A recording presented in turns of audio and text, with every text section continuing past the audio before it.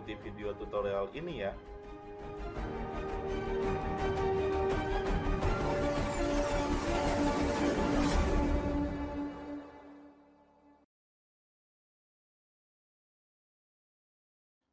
Untuk pembahasan materi pada video kali ini, masih melanjutkan materi yang sebelumnya, yaitu adalah basic configuration.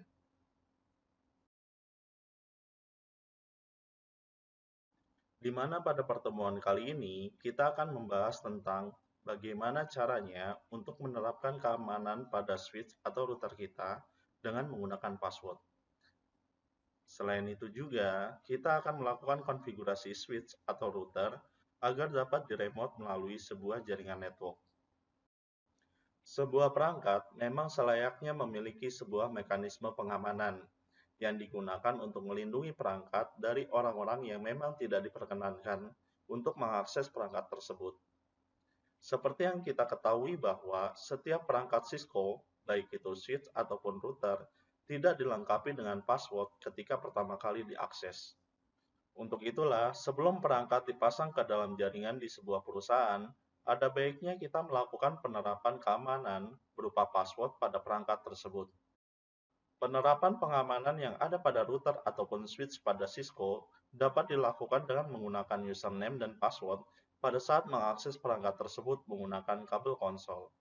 Pengamanan ini dilakukan pada saat memasuki user EXE mode, baik itu router maupun switch. Untuk dapat melakukan pengamanan tersebut, kita lakukan konfigurasi dengan menggunakan topologi seperti ini.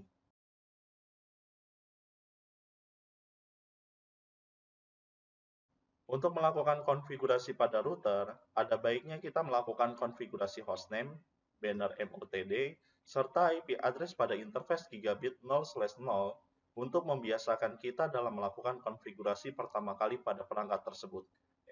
Jangan sampai lupa untuk menyimpan hasil konfigurasi tersebut. Untuk melakukan konfigurasi username dan password, kita lakukan pada mode global config. Sebelumnya, kita tentukan username serta password yang akan kita gunakan. Misalnya di sini, untuk username-nya adalah TKJ, sedangkan password-nya adalah smk, tkj, tanda seru, tanda pagar. Setelah itu kita aktifkan penggunaan username dan password yang sebelumnya kita buat ke dalam LAN console. Penggunaan perintah LAN console 0 merupakan perintah yang dilakukan untuk masuk ke dalam port konsol yang berjumlah 1 pada router. Perintah login lokal dimaksudkan bahwa ketika teknisi memasukkan username dan password dengan menggunakan kabel konsol, router atau switch akan melakukan pengecekan apakah terdapat konfigurasi username dan password di dalam perangkat tersebut. Untuk melakukan pengecekan hasil konfigurasi yang kita buat, kita harus keluar dari mode global config menuju user EXE mode. Sekarang masukkan username dan password yang kita buat sebelumnya. Mudah bukan? Selain pengamanan pada mode user EXE, kita bisa juga membuat pengamanan ketika masuk ke mode privilege. Dalam melakukan konfigurasi password untuk masuk ke dalam mode privilege, ada dua cara. Cara pertama adalah enable password, yang merupakan konfigurasi password tanpa melakukan enkripsi pada password tersebut.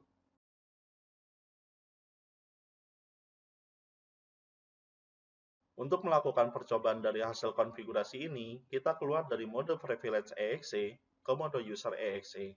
Setelah itu, kita masuk dari mode user EXE ke mode privilege dan masukkan password yang sudah kita buat sebelumnya, yaitu smk bisa tanda seru. Lalu, mengapa disebut konfigurasi password tanpa melakukan enkripsi? Kita coba lihat hasil konfigurasi tersebut di running strip config. Bisa kita lihat bahwa hasil konfigurasi yang menggunakan enable password masih bisa dibaca dengan mudah, hanya dengan melihat hasil dari running config. Agar tidak dapat dibaca secara langsung, kita bisa melakukan enkripsi pada konfigurasi yang menggunakan enable password ini, yaitu dengan menggunakan perintah ini. Kemudian, kita cek kembali apakah masih bisa dibaca atau tidak. Bisa kita lihat bahwa password tersebut sudah tidak bisa terbaca secara langsung. Akan tetapi, password ini masih bisa dibaca dengan menggunakan aplikasi Cisco Password Cracker. Untuk itulah, agar password tersebut terenkripsi sempurna, kita gunakan cara kedua, yaitu dengan menggunakan perintah enable secret.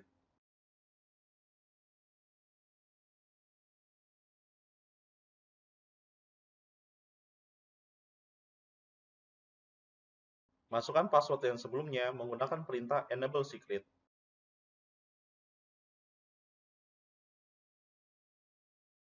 Kemudian, kita lihat hasil konfigurasi pada running strip config. Bisa dilihat bahwa untuk password yang menggunakan perintah enable secret sudah terenkripsi, sehingga tidak mudah dibaca.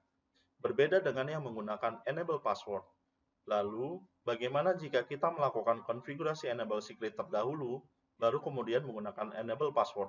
Manakah password yang digunakan? Oke, kita lakukan percobaan tersebut. Akan tetapi, kita hapus dulu konfigurasi yang sudah kita buat sebelumnya. Perintah no di sini digunakan untuk menghapus perintah yang sudah berjalan di running strip config. Selanjutnya, kita lakukan pengecekan apakah konfigurasi tersebut sudah terhapus di running strip config. Oke sip, perintah tersebut sudah terhapus. Selanjutnya, kita akan melakukan percobaan dengan menggunakan perintah enable secret dulu, baru enable password.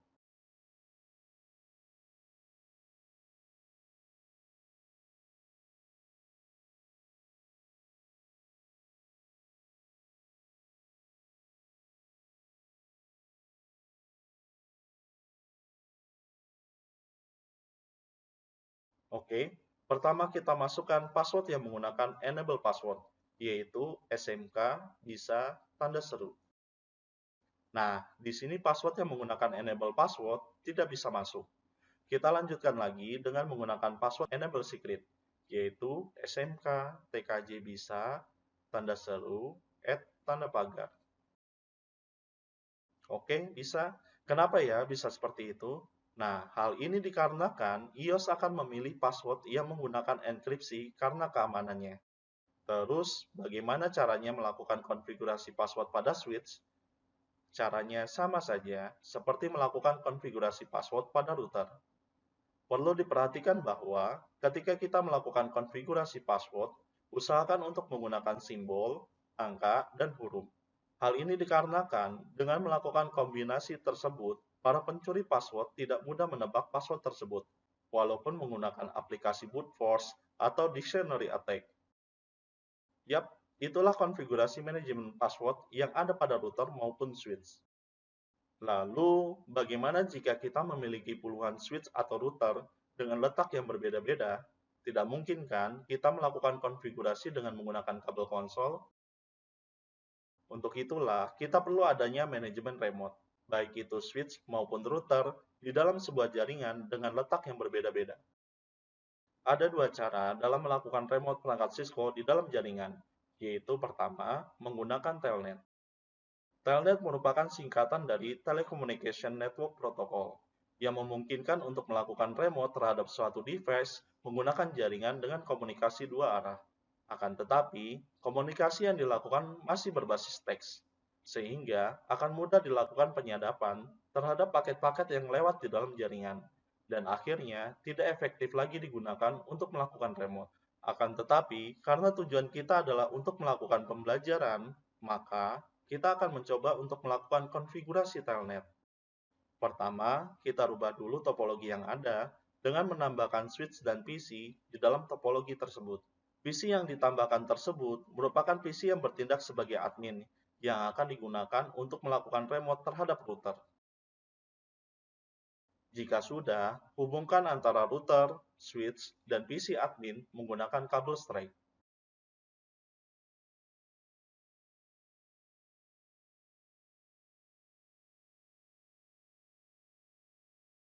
Kita lakukan konfigurasi terhadap router yang nantinya akan diremote menggunakan PC admin. Sebelumnya, kita restart router tersebut agar semua konfigurasi yang ada di running strip config terhapus.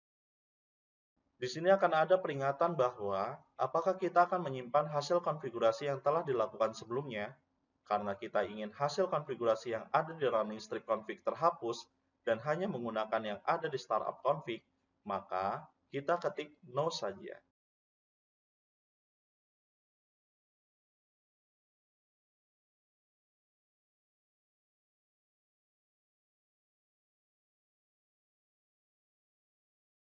Oke, selanjutnya kita akan melakukan konfigurasi telnet. Sebelumnya, kita masuk ke LAN VTY yang merupakan tempat konfigurasi untuk komunikasi antara router dengan PC menggunakan jaringan. LAN VTY 0 artinya adalah jumlah PC yang dapat melakukan remote terhadap router. Sedangkan angka 0 mengindikasikan bahwa hanya satu komputer saja yang dapat melakukan remote. Bagaimana jika dua komputer? Jika dua komputer, maka perintahnya adalah line VTY 01. Hal ini dikarenakan angka 0 dihitung 1. Kalau tiga komputer, maka perintahnya menjadi line VTY 02. Perlu diingat bahwa maksimal jumlah komputer yang dapat melakukan remote hanya dibatasi sampai 16 komputer saja. Oke, selanjutnya kita masukkan perintah password untuk remote menggunakan telnet. Arti dari login di sini merupakan mekanisme login untuk password yang ingin dipakai. Karena kita menggunakan password di dalam VTY, maka hanya ketikan login saja.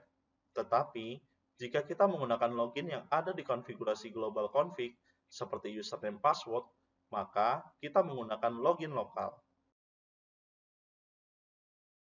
Oke, selanjutnya kita lakukan uji coba untuk meremote router dari PC admin menggunakan telnet. Sebelumnya, kita masukkan IP address pada PC admin. Setelah itu, lakukan pengecekan dengan perintah ping ke IP router. Oke, sudah terkoneksi. Selanjutnya kita lakukan remote dengan menggunakan telnet. Masukkan password smk tkj tanda seru tanda pagar $. Kemudian kita masuk ke dalam privilege exe. Mengapa kita tidak bisa masuk ke dalam privilege exe? Hal ini dikarenakan iOS akan melakukan pengecekan terhadap keamanan yang ada pada privilege exe. Seperti yang kita ketahui bahwa mode privilege exe merupakan mode administrator yang dapat merubah serta menghapus konfigurasi yang ada pada router tersebut. Untuk itulah, kita harus melakukan konfigurasi password.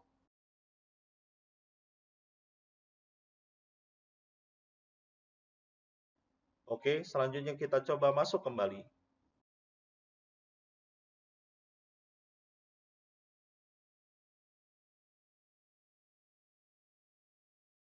Sip, sudah bisa kan?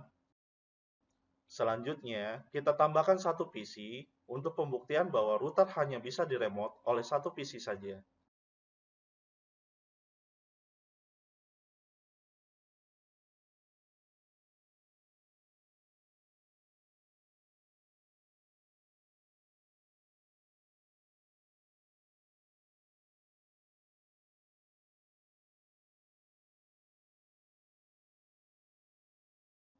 Ternyata, router hanya bisa diremote oleh satu PC saja.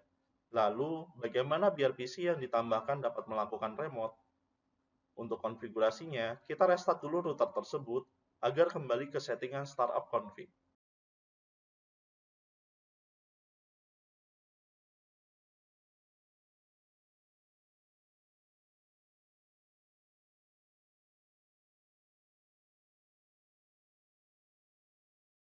Lakukan konfigurasi seperti semula, akan tetapi tambahkan angka 1 pada saat masuk ke dalam line VTY.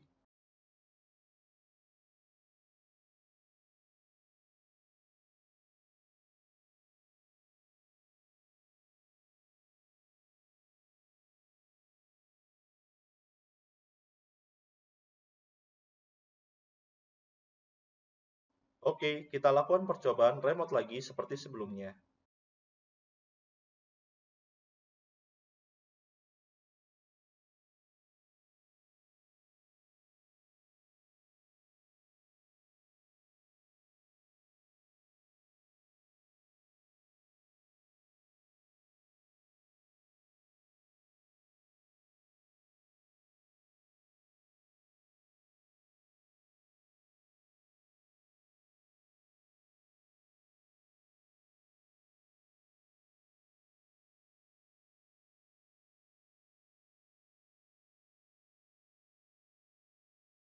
Cukup mudah bukan? Sip, sekarang sudah 2 komputer yang dapat melakukan remote ke router. Silakan melakukan percobaan agar router dapat diremote lebih dari 2 komputer. Seperti yang sudah disebutkan bahwa telnet tidak lagi efektif untuk digunakan. Hal ini dikarenakan paket yang dikirim masih berupa teks dan tidak dienkripsi, sehingga tidak secure. Untuk itulah diciptakan aplikasi remote yang lebih secure dari telnet, yaitu SSH. SSH merupakan singkatan dari Secure Shell, yang merupakan aplikasi remote yang melakukan komunikasi 2 arah dengan menggunakan enkripsi, sehingga paket-paket yang dikirim akan dienkrip terlebih dahulu, dan tidak akan mudah untuk mengetahui isi dari paket tersebut. Oke, kita lakukan konfigurasi SSH pada router ini. IP domain di sini difungsikan sebagai sebuah penamaan domain untuk router yang akan digunakan untuk generate RSA.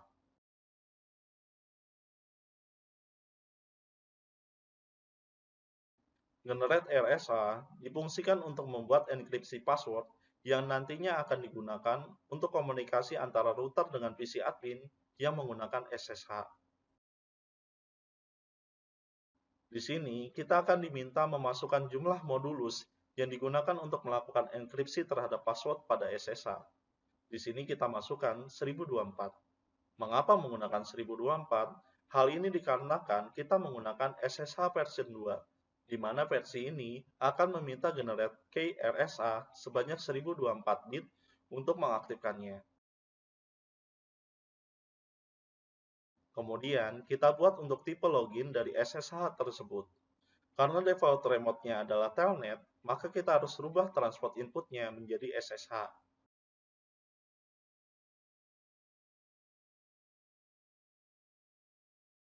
Jangan lupa untuk membuat username dan password agar PC admin bisa masuk ke dalam router.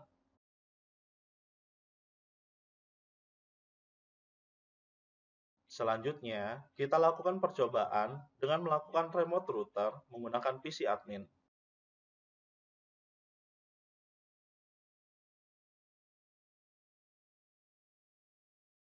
Arti dari min-l pada perintah ini memiliki arti login, sedangkan selanjutnya adalah username serta IP router yang ada pada interface gigabit 0/0.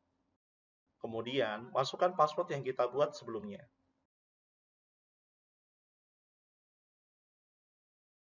Oke, itulah cara melakukan konfigurasi SSH pada router Cisco. Untuk konfigurasi telnet dan SSH pada switch, caranya tidak jauh berbeda dengan konfigurasi yang ada pada router. Yang membedakan adalah pengaturan IP address yang digunakan untuk melakukan remote. Kalian bisa melakukan eksperimen menggunakan konfigurasi yang sudah dijelaskan untuk diterapkan pada switch. Demikian pembahasan kita pada video tutorial kali ini. Semoga pembahasan kali ini memberikan manfaat dan bertambahnya ilmu kalian. Sampai bertemu di video selanjutnya ya. Wabillahi taufiq wal hidayah. Wassalamualaikum warahmatullahi wabarakatuh.